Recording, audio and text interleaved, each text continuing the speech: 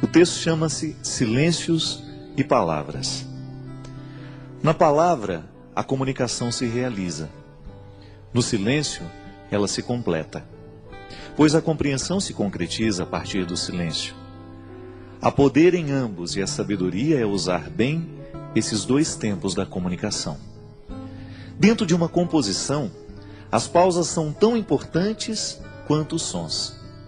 Uma boa orquestra é aquela que executa bem as dinâmicas das pausas e das continuidades. Mesmo no silêncio da pausa, a canção continua. Não diga as coisas com pressa. Mais vale um silêncio certo que uma palavra errada. O poeta mineiro Carlos Drummond de Andrade recomendava aos poetas: convive com os teus poemas antes de escrevê-los. Tem paciência se obscuros, calma se te provocam. Espera que cada um se realize e consuma com seu poder de palavra e seu poder de silêncio.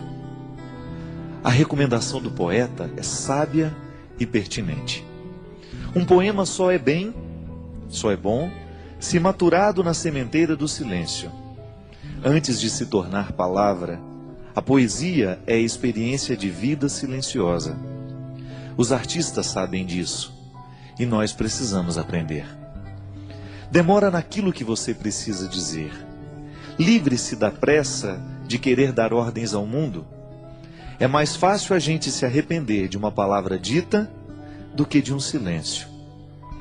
Palavra errada na hora errada pode se transformar em ferida naquele que ouviu, também naquele que disse. Há muitos momentos da vida em que o silêncio é a resposta mais sábia que nós podemos dar a alguém. Na pressa de falar, corremos o risco de dizer o que não queremos. E diante de tudo o que foi dito, nem sempre temos a possibilidade de consertar o erro. Palavras erradas costumam machucar para o resto da vida. Já os silêncios certos, esses possuem o dom de consertar. Por isso, prepara bem a palavra que será dita. Palavras apressadas não combinam com sabedoria. Os sábios sempre preferem o silêncio.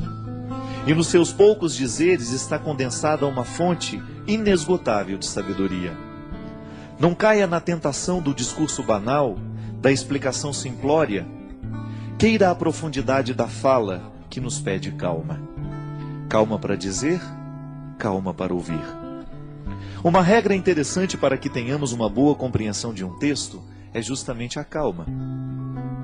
Só assim podemos adentrar nos significados que o autor quis sugerir e, consequentemente, mergulhar no mistério do seu texto. Leituras apressadas podem fomentar equívocos. E equívoco é uma espécie de desentendimento entre o que escreve e aquele que lê. É uma forma de obstáculo para a compreensão da linguagem.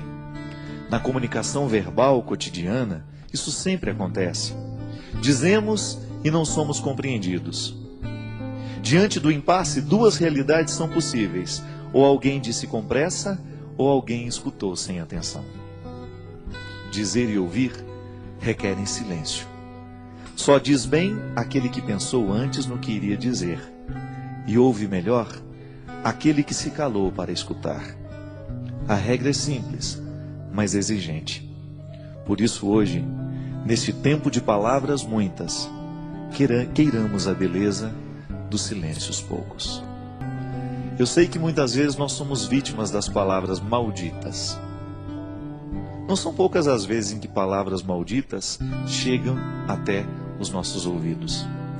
Uma palavra pode ser maldita por causa do conteúdo que ela tem, ou então por causa da forma. Hoje eu estava lendo um texto, coincidentemente, falando da música das palavras. E o escritor estava dizendo que para cada palavra há uma música diferente que nós podemos colocar nela. De maneira que você pode dizer uma coisa muito dura a alguém, mas você colocar uma música que faça bem ao ouvido de quem escuta. Então a pessoa escuta aquela palavra dura, mas com uma música bonita. Talvez tenha sido isso que Jesus soube fazer o tempo todo. Jesus dizia coisas muito duras, mas a música das palavras de Jesus era extremamente sedutora. Porque ele sabia muito bem que que não adiantava dizer as coisas sem musicalidade. Não adianta nada a gente dizer as coisas com braveza. Não. A gente será muito mais bem entendido se a gente buscar uma música suave para colocar a palavra dura. Você experimenta isso na sua vida todos os dias. Quando você precisa dizer alguma coisa de muito sério aos seus filhos, e às vezes você não sabe nem por onde começar porque você tem medo do conteúdo que você vai dizer. O conteúdo é duro, é de exigência. E os nossos filhos não estão muito acostumados a serem exigidos. Eles entraram nessa mística do mundo de hoje, nessa tendência do mundo de hoje, de que tudo tem que ser muito simples, tudo tem que ser muito fácil e rápido. E educar os filhos muitas vezes requer um discurso duro, exigente. Então você vai descobrir junto de Jesus que é possível dizer coisas duras com musicalidades atraentes. É isso que fazia com que as pessoas parassem para prestar atenção no que Jesus tinha a propor. O reino de Deus que Jesus propunha não era coisa fácil, não era coisa simples. Dá trabalho construir o reino. Mas ele construía de um jeito tão terno que as pessoas esqueciam a dureza da palavra e se prendiam na música que envolvia aquela palavra. Por isso o segmento acontecia com tanta intensidade. Tantas pessoas por causa da música que estava revestindo tudo aquilo que ele dizia. Minha gente, muitas vezes o que a gente faz de errado não é o que a gente diz, mas é como a gente diz. É a música que a gente coloca na frase. Pode ser que hoje você tenha ferido alguém com aquilo que você disse. Pode ser que hoje você tenha sido ferido por alguém com aquilo que você disse. E talvez você não tenha errado naquilo que você disse. Você tinha razão naquilo que você disse.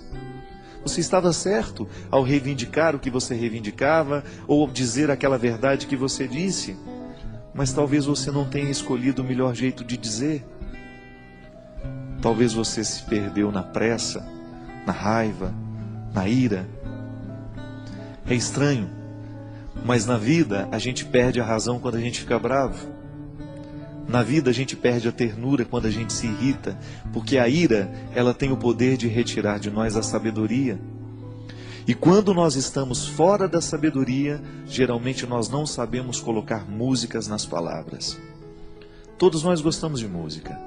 Todos nós gostamos de ouvir aquilo que entrou um dia dentro do nosso coração, nos fez bem. Por quê? A palavra veio com música, ela não veio sozinha. O intérprete colocou naquela palavra uma intenção tão bonita que você de fato acreditou naquilo que ele estava cantando. Uma canção bem interpretada, ela expressa todo o poder de verdade que o compositor quis dar. Mas aquele que interpreta, o bom intérprete, ele faz a canção se tornar ainda mais verdadeira do que quando nasceu da mão do compositor. Porque ele soube colocar a intenção da voz. Eu, quando dava aula na faculdade de teologia, lá na faculdade leoniana, eu sempre dizia para os meus alunos que seriam padres um dia: olha, cuidado para você não ficar com um tom de voz, um jeito de falar igual a todo mundo. Busque a melodia das palavras. Busque o seu jeito de dizer. E que o seu jeito de dizer as verdades evangélicas, que o seu jeito de ensinar o evangelho, a palavra de Jesus, as coisas boas da vida, estejam de acordo com aquilo que você verdadeiramente acredita em e identifica neste mundo como ternura. A palavra pode ser dura, mas a música que envolve a palavra não precisa ser. Porque aí você vai ter um poder de convencer muito maior do que se você estivesse usando a palavra dura com uma capa, uma armadura. Não. Todos nós temos medo de armadura, porque ela nos recorda a guerra. E às vezes, ao invés de colocar melodia, música na nossa palavra, a gente coloca armadura. E aí a gente assusta aquele que nos escuta, a gente machuca aquele que nos escutou. Motivação cristã. A Deus toda glória e louvor.